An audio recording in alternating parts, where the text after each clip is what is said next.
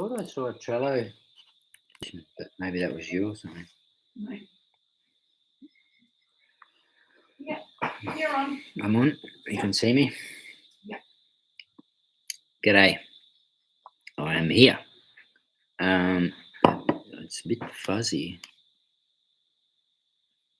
No, you're right. No, it just looks fuzzy here. Maybe it's just the light still done its thing. And then it dropped one's eye. It always drops one. I've still got two. All right. Sorry, people. I'm just trying to refresh a bit. I've just been on the road for an hour. I'm rushing home. Didn't realise I'd overstayed my time where I was. I was just doing a consultation today. Okay, so we have a couple of people watching. Please get in on the chat. If you're not on the chat, it means you're not on YouTube something or other. You have to log in. You have to log into YouTube. No? Yeah. I don't even know how to do that. Google, yeah. To get the chat going. We really need the chat to be happening because I've got no questions that have come in, and so we need some questions coming in on the chat. Nothing's coming on the emails. It's stable. Yeah, no, you're back off again. Yeah. It says I'm off, and it says maybe I'm back again. Yeah. Yeah. Ever since the floods, our internet and phone have been playing up. Yeah, so we're not the best on our data streaming situation. So I need some questions and I need some communication. So whoever's there, just even say g'day, and then we can work out who you are, and don't be shy. Just say g'day on the chat. That would be nice, and so that we can get a communication going. Otherwise, I'm just going to sit here and have to ramble on about what I did today, which can get a bit monotonous.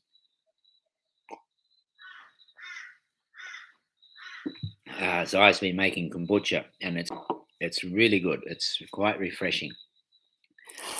After a day of consulting on a property, which has been fun. It was good. It was great. We got quite into it. The people are city people, and they bought 30 acres and a bit daunted. Absolutely a bit daunted. Haven't actually taken possession yet, but that's pretty close. So we they're seeing the place a lot differently now.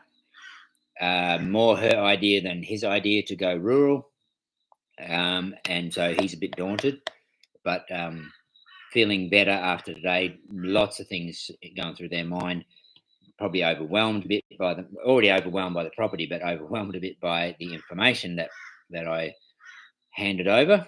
But Lisa got some strategies and some direction, and obviously can still stay in communication, and I can come in more if they need me to just to clarify again, and to give them some more direction on where they're going. So it was quite interesting. Bit of a steep block, but functional, doable.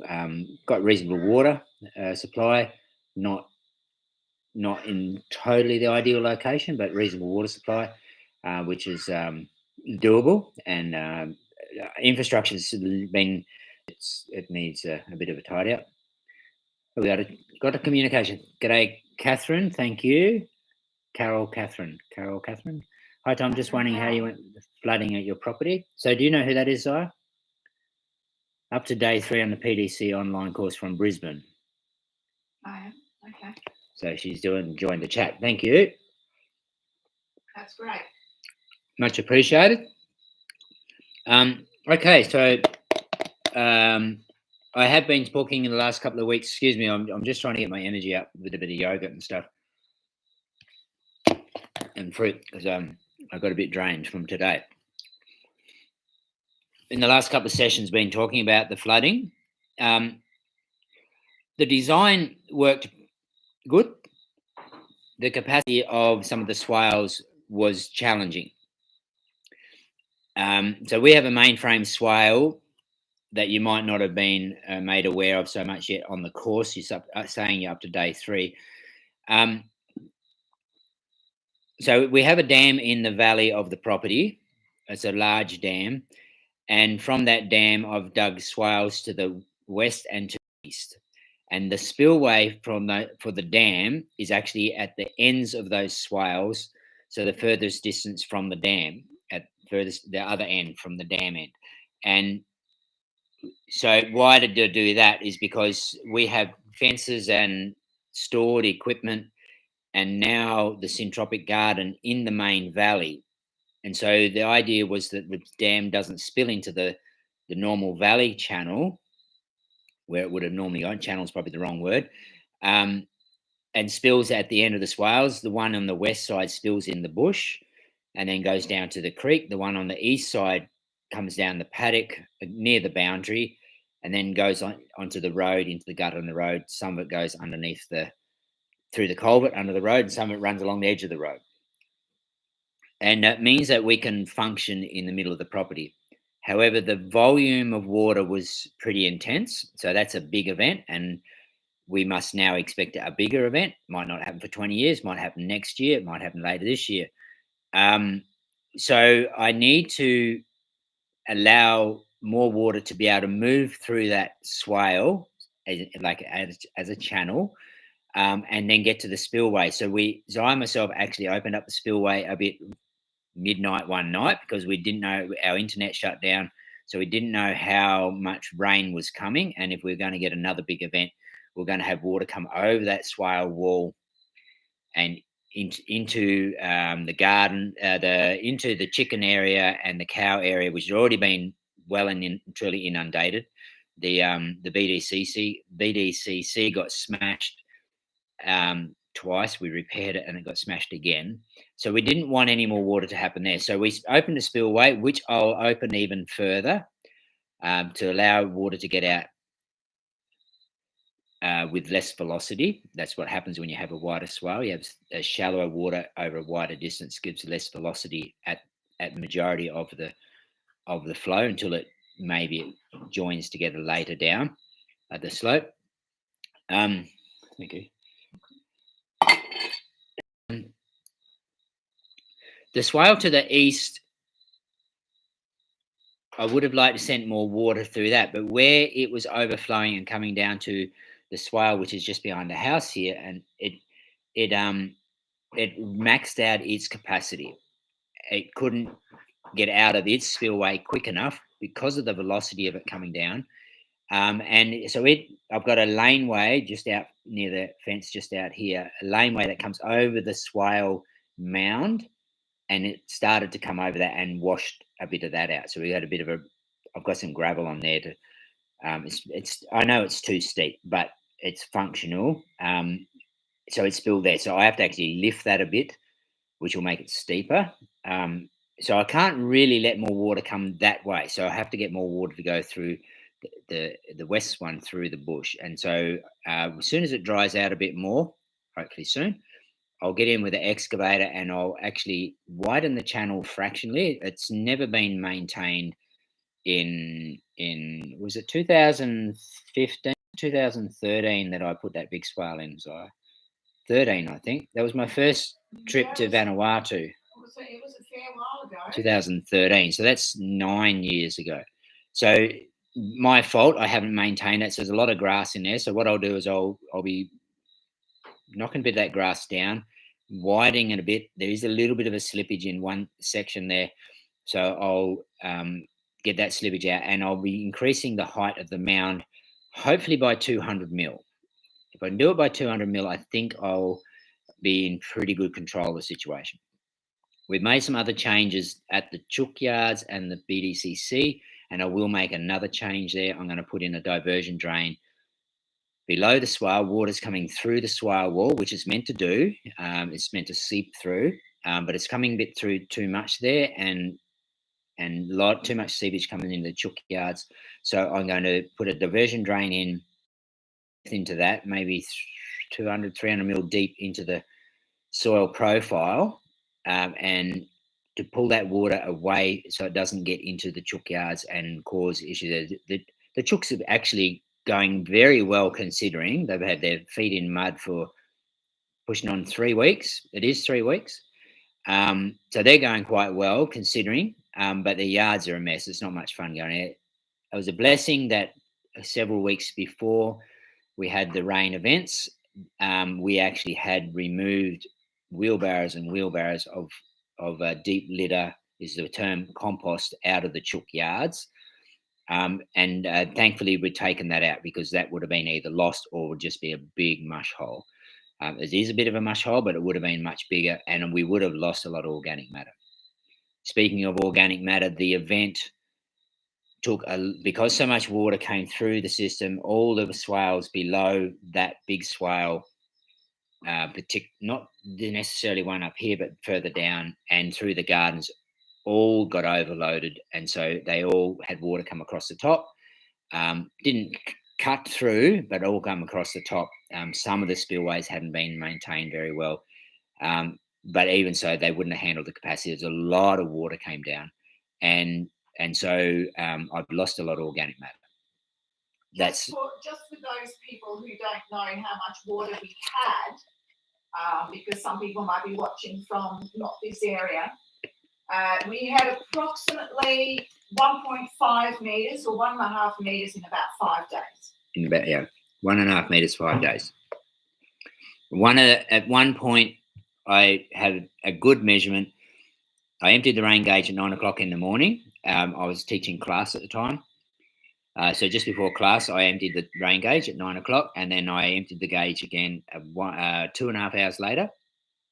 So in that time, didn't rain the whole time during that time, but we had 200 mil in that period of time. So that's 100 mil per hour, definitely in that period of time. So that's pretty intense, and everything was already full. So it's 100% runoff, pretty much 99.9% runoff. So I don't think there's much getting absorbed when it's like that. So that's pretty full on, and it's great. Now I know the capacity. Now I know to need to do some amendments to the system. Well, it's not until you actually experience events like that that you actually know what the capacity is of the system as well. So exactly, you need to have those experiences to I know what's going on. That light bulb, I'm very disappointed. There's a light bulb, one above and one over that way, and another one over there. Two have gone, and that one's a LED one. I thought we were supposed to get 20,000 hours. We definitely haven't got 20,000 hours out of that LED bulb. I don't like LEDs, but I got them for the fact that they don't use very much energy, and they're supposed to last a long time, and that one has not. Marketing blur. Yeah, it's lies. It's the what do you call it? The obsolescence. What is it? Intended obsolescence? No, it's got a name. Something like that. Intended. It's not intended, but something like that. That's. Yeah, I know what you mean. Yeah, which frustrates me. So, yeah, because we don't have enough resources to waste, and that's happening. We've gone through several different types of bulbs trying to get something that really functions, and not happy. Anyhow, so I spent quite a bit of time on doing some of that rectification and preparation to increase the height of the swale mound on that swale in the west side by hand. But I haven't used any machines in that because it's just too mushy. Everything is really, really mushy still, even though it's the tops started. We haven't had rain, as in rain. We've had a couple of showers each day. There was one, I think it's 24-hour period this last 10 days where we had no rain, maybe two. Planned obsolescence. Planned obsolescence, that's the word.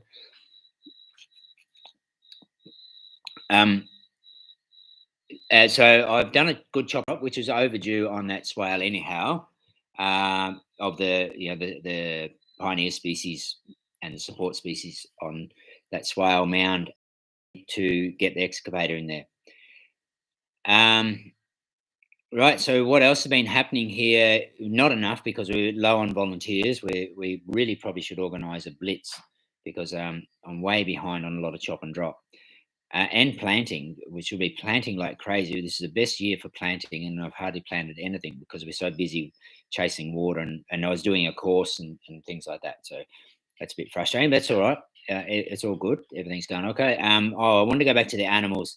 The chickens, I was saying, went pretty good. Mind you, they're off the lay. They do go less egg laying this time of the year and towards into winter as well, but they've Yeah, gone a it's little bit early more on. than normal. It's early. It's early, Yeah. and one of the reasons, well, it's been so wet, so they're uncomfortable, and they don't have much foraging to do because it's mud. It's not nice But we organic haven't had matter. any full sun either. Haven't had much sun, and also we've had to change some of their diet because Like, the supply shed where we get their grain from, the normal grain that we get, we keep to the same type of packaged grain mix. They got flooded, not in totally flooded. They were open, but we weren't allowed to pick anything out. They weren't open. There was workers there, but they weren't open because I had to go through all the stock and work out what was damaged and what wasn't damaged. and So then after that, we had supply chain issues with warehouses being flooded and trucks not being able to get out of Brisbane. yeah, so there was supply chain issues after that. So we had we went to another store that hadn't got flooded, and we got a different grain. So that's a total change. And then the next week, that gave us another week. And then Zaya went, and she could only get 2 bags of the, the original type grain that the chickens go well on, but she had to get another 2 bags of something else, and the chickens haven't liked that. It hasn't performed. It doesn't sprout. It doesn't ferment properly, and so there's been changes in their chicken diet. So we can't hassle them for the fact that they've dropped off their egg laying. The animals that the cows are going great. The cows are going fine. Yeah, they're doing really well. Loving all the grass. They're getting plenty of feed, and the fields are handling their impact well enough because we've had a wetter season up till this big wet. We've got a lot of grass cover, so they're standing on grass. They're not standing on the soil, and it's holding up pretty good. And so the cows are doing all right. The animals that are most impacted are the goats. They don't like wet feet, and their yard was a flood for 10 days at least. I've got pallets in their shed, which is a dirt floor, and it's just turned to mush. So they're not enjoying living on the pallets. Maybe I made a bit of a slip up, and I think there was a couple of nails sticking out of the pallets that got their feet, but they got a lot of feet infections, and so they're struggling. They're getting plenty of feed. They're not getting as much of their forage because there's mud where the forage is. We tidied that up probably 4 weeks ago, but now it's a mud hole again. We can't do much about that until it dries out good. So hopefully they'll. You didn't have any rain today, Zaya? Well, I haven't been Zaya out hasn't been here all today, day either, so I don't think there was any rain here. I There didn't was have any rain. when I went out there, but I don't know that it made it. So that's good. That it's drying off a bit. Looks like the soul is a bit happier this evening, so that means it must have had a bit of sun. So we're heading towards dryness, and hopefully the goats will improve with their feet and their health. Their tummies are full when they go out in the field, but they're just not happy with the whole scenario. So, how do I make the yard less wet? I've done a little bit of mitigation on that, so done some channels, but I think I'm going to have to put in a serious drainage channel. So dig a trench, put some drainage rock in there, and then still leave a surface trench, but fill it backfill it a bit. Probably have to dig down about 300-400 mil to get some good drainage in, so that the moisture doesn't come up into their shed floor. And it'd be great to concrete that, but we're just not in a position to be able to concrete that. We've got we're playing in a lot of mud that we can mitigate with some concrete first, I think, before the goats. So that's a bit of a frustrating bit. So thanks for that, Carol. Appreciate your questions. Catherine Carol. I don't know how that. Catherine, yeah. Beg your pardon. Thanks for that question, and great that you're on the course. Whoever else is in there listening, watching, please throw some questions at us, because the main question channel hasn't got any questions on it. So whoever's doing the course hasn't asked any questions. So they're obviously going well enough to not ask the questions, or they're a bit shy. And we don't need to be shy. We need to communicate. So back to what I was doing today was the consult. It was very interesting for me. Finbear, hey mate, whereabouts do you reside? So we're in Kin, the Sunshine Coast, in east of Australia, Queensland. Where are you from, Finn? Just can you elaborate a little bit more, and then we can, um, or hit me with another question. So yeah, so we're Kin near Noosa, and so we're East coast of Australia. 45 minutes from Noosa, 30 minutes, 30 minutes from Gympie. Hour and a half from Brisbane north. Hour and a half from north side of Brisbane. So it's the subtropics, and we've had a few rain events come through here. We've been on this property from Finland. Okay, cheers.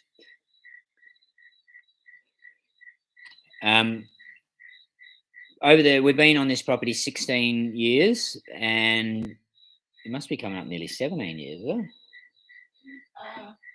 Yeah. This year will be 17. So we've had a couple of flood events. This has been the most rain. Probably part of that was some of the heaviest rain.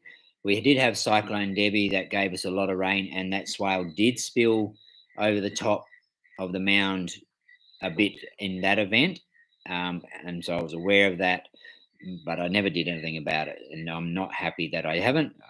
But maybe I might not have done it well enough if I did rectify that. So now I'm going to go and try and do a really good effort. I'll get this the laser level up there, and I'm going to see if I can get enough material to get a 200 mil height increase on the mound, so that no water can come over it again. So Finn's asking about the biodigester, using the cow manure in the biodigester. How's that working?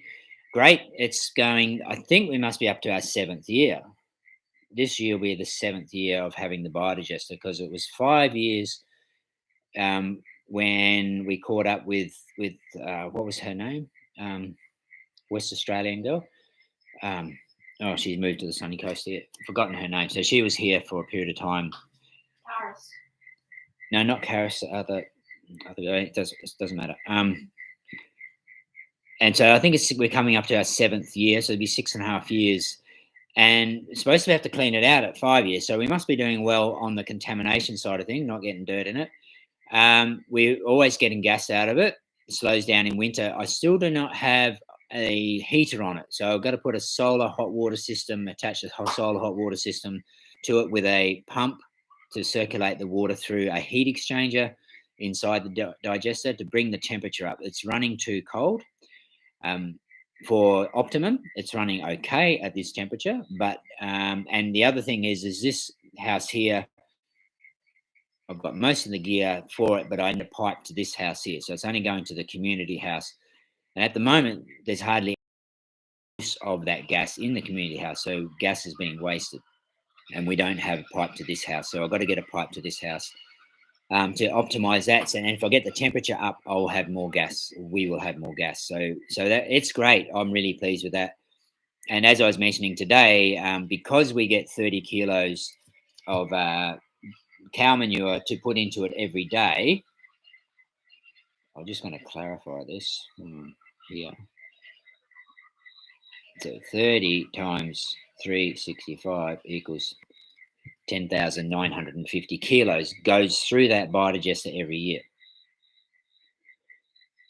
And so we end up with a lot of compost coming out of that biodigester, material for composting out of that biodigester. So we have to compost it afterwards. And we do that with the chickens. We have rocket stoves, a solar collector. We'll need you to elaborate on what a solar collector is, what you mean by a solar collector. Rocket stoves, we have 6 rocket stoves on the property. 3 are 2 rocket stoves, and one's a rocket oven in the student space, and same in the community house, 2 rocket stoves and a rocket oven. And he's talking about the heating of the digester. I'm not sure about for the for heating the biodigester, you say? I'm not sure about that for the biodigester. That's all for the heating. For the heating of for the heating of the biodigester, I'm going to use a solar hot water system. I've got a second-hand solar hot water system that I've been given, and I just need to make up the heat exchanger and set up the frame for the panels and the tank at the biodigester, and then attach a pump to circulate the water through the heat exchanger, which I don't have that pump system yet.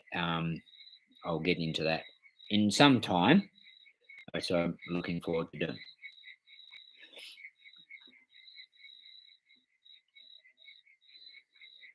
So everything is frozen solid in Finland. Yeah, so the solar collector, see, Bill has a couple of solar collectors, solar ponds. I haven't seen any work done with them. Only ever seen that mentioned in the manual. And I would think that you would need that definitely in your environment to get some temperature in there. The model of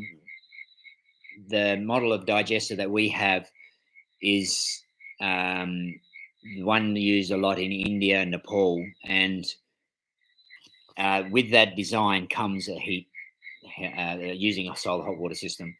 Adapting that to that. So that's the model that we're running with, and I'm pretty pleased with that. Got no moving parts inside it, and I do wish I put the heat exchange in it when I first built it, but quite often I'm running out of time when I build things and I don't get them all finished. So I'm just going to grab a bit of tea.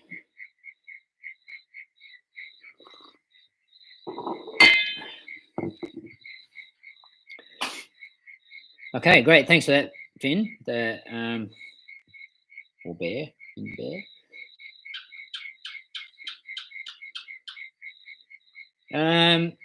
We have Telegram, but not in the permaculture way. What's just let us know what the group is, and your name is Michael. I'm gonna have to write that down, Zara, because I'm not gonna remember that. No, I've got it here. Yeah, I need my notebook's gone that had the names in and where people were from. Thanks, Michael. Is he doing the course? No, he might be a random. So you're no offense saying a random. Because we've opened up this thread, we weren't getting enough communication happen, so we've opened up this thread. Thanks for that. I've got Hex Foodies. I'll check that out. Michael Lungs, Yeah. Yeah. So we've opened the chat up to other people. Otherwise, nothing much was happening for this. Previous courses, when we're doing courses by groups, we were having a lot more interaction. Now we're doing it.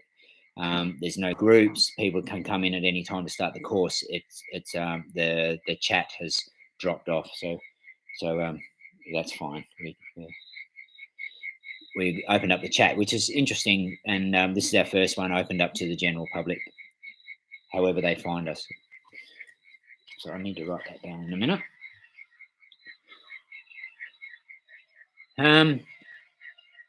I've got a couple of talks to do in the next end of this week and some next week. That's Wednesday as well, isn't it, Zara? Tuesday, Wednesday. Yeah. Okay. So.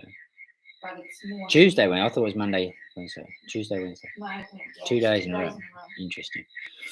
Okay. Yeah, and then, but I'm so keen to do more on the property here. I've still got a little bit of driveway to fix up and a couple of little small erosion things to sort out, and then I've got to get back into the food forest. And we started a bit on tidying up the Syntropic section, ready to start some planting in the next month or so. So that we lost a bit of organic matter out of the Syntropic, so we need to rebuild that up. So I think it's got some green manures. We might throw them in and get the Syntropic going again. And I haven't attended the tree lines for too long, so they're overdue to have a reset and get some cycling of the organic matter on the Syntropic.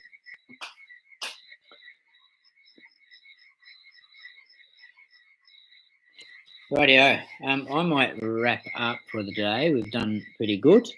Thanks for the few comments. That's really exciting to see some comments coming in. Thanks for joining us. And yeah, I'm a little bit talked out because I've been talking for 6-7 hours with a consultation. So the brain's a little bit fried and my energy's down a bit, but that's okay. But anyway, thanks, guys. Thanks for being part of it. And those that are doing the course, stick with it, and I hope you're getting lots out of it. I think the consult couple, the lady of the consult couple, will probably do the online course soon, just to get some more of the concept of the property and how it all works. So okay, cheers, thank you, and we'll chat soon.